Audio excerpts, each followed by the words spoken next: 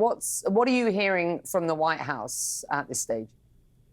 Well, they are watching very closely, as we are, to see whether, in fact, missiles have been fired from Iran toward Israel this morning or not. As we sort through that information to try to determine what exactly happened, that really hits home the point, Becky, of just how critical a moment we are in right now and how critical the coming hours are ahead to see if the ceasefire can, in fact, hold. It is so critical that President Trump has taken it upon himself to appeal to both sides to hold up their end of the deal. A short time ago, the president posting this on his Truth Social social media platform, quote, "The ceasefire is now in effect. Please do not violate it." Signed, Donald J. Trump, President of the United States. This comes as we're getting a battle over the messaging over the ceasefire, specifically messaging as to who is going to get the final credit for brokering this ceasefire deal if it in fact holds.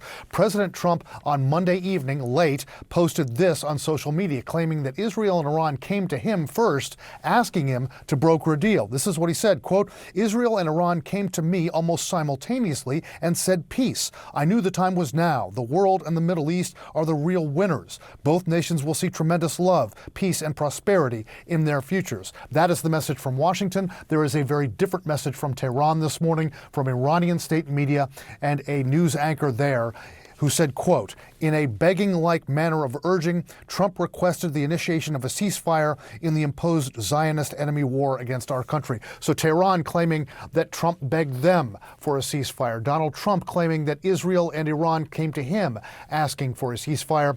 In the middle of this, CNN has some very critical reporting from our colleagues Kylie Atwood, Jennifer Hansler, Elena Treen, Jeff Zeleny, and Zachary Cohen.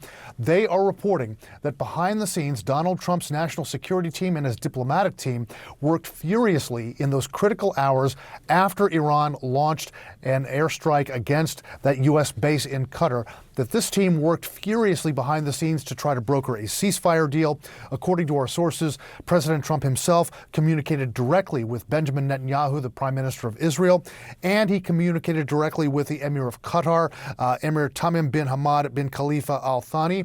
At the same time, J.D. Vance, the Vice President, Secretary of State and National Security Advisor Marco Rubio, and Middle East envoy Steve Witkoff, they were the ones communicating directly with the Iranian side through indirect and direct channels there. So a lot of diplomatic flourishing going on in those hours after Iran launched those missile attacks on the U.S. base in Qatar. Again, the crucial hours coming, Becky. We are in such an important period right now to see if the ceasefire does indeed hold. Yeah. They're watching it very closely, of course, here in Washington.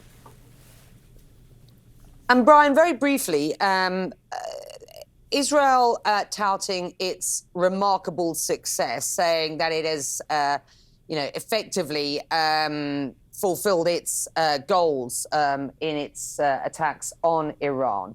Yes. And many around this region and within Israel suggesting that it should now take a break, let Mossad, the Air Force, the Public Front, take a breather, step back. We have learned that that is not necessarily Benjamin Netanyahu's style. He has not necessarily been looking for off-ramps or political solutions. And that I hear time and time again in the region where I am. How much influence does Donald Trump have over the Israeli Prime Minister at this point? Is it clear? I don't think it is very clear, Becky, because as you remember, at the beginning of the Israel-Iran conflict, some 13 or 14 days ago, well, it began about 12 days ago, but about 13, 14 days ago, you had President Trump in Washington saying, I don't want the Israelis to do this. He did not want them to launch this series of attacks on Iran and on their military facilities. They did it anyway. The Israeli Prime Minister said he did not have to check with Washington before doing that. But then, of course, as this progressed along, Donald Trump kind of came in line and, of course, made that critical decision on Saturday to launch those bombs against Iranian nuclear sites. So it is not clear at all that Donald Trump has the kind of influence over Prime Minister Netanyahu that he might want to have. This is a crucial period, too. If people are going to take a break, this is going to be crucial in actually doing the real assessments that are going to be needed to figure out just how much of Iran's nuclear program was damaged in the Israeli strikes and in the U.S. strikes. This is a critical period. They need a little bit of time off, actually, from these strikes to do some real intelligence assessment, because that could take weeks, Becky. Brian, it's good to have you. Thank you. Thank you. Brian has the perspective out of Washington. Mohammed Al-Shabani is a Middle East scholar, editor of Amwash.media, very well sourced in Iran, joining me now from London. You've been following this ceasefire news hour by hour, reporting that one source told you that Israel will stop firing at 3:30 a.m. Jerusalem time. It is now just after midday there, with Iran anticipating to follow suit. Now, hours after that, we've seen a strike on Beersheva, Iran denying that it violated this ceasefire when accused of doing so just in the last hour or so. So what are you seeing here? And what do you understand to be the very latest from the Iranian perspective?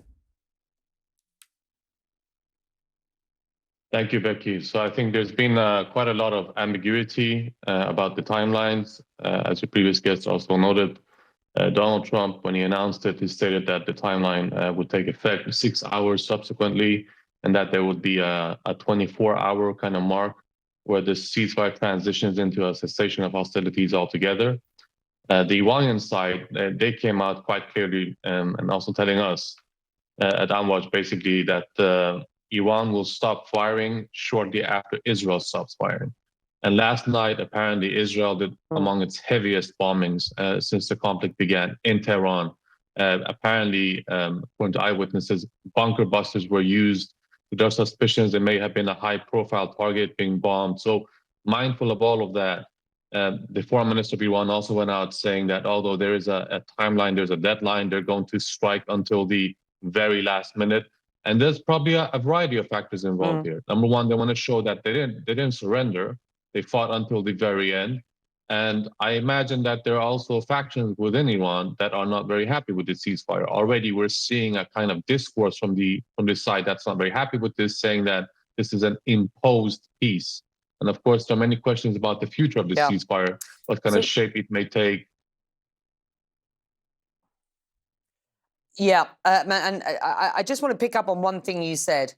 Who would be on the list of Israel's priority prime targets, if indeed we've seen, a significant bombing overnight? And as you suggest, the likelihood is that there was a significant target. Just remind us who those targets might be at this point, given what we understand to be Israel's goals. So Israel, at the very outset of this conflict, went after the senior military leadership of the country. He killed the upper layer of the IRGC, the Islamic Revolutionary Guard Corps. And intriguingly, also targeted Ali Shamkhani. He's a former national security advisor and a close aide of the supreme leader, Ali Khamenei. Shamkhani survived that strike. Apparently, one of his legs were amputated. He suffered horrific injuries, but he's back. So they failed in that assassination. But after the initial onslaught, Israel's also gone out and threatened the supreme leader himself, basically saying that he's fair game. We do not know yet. We don't have accurate data of what happened last night with the bunker busters, but usually in other places in the region, such as Lebanon, whenever such weapons have been deployed, we're talking about senior leadership. So far, we don't know, but we can guess that it may be more political leaders, maybe some military leaders.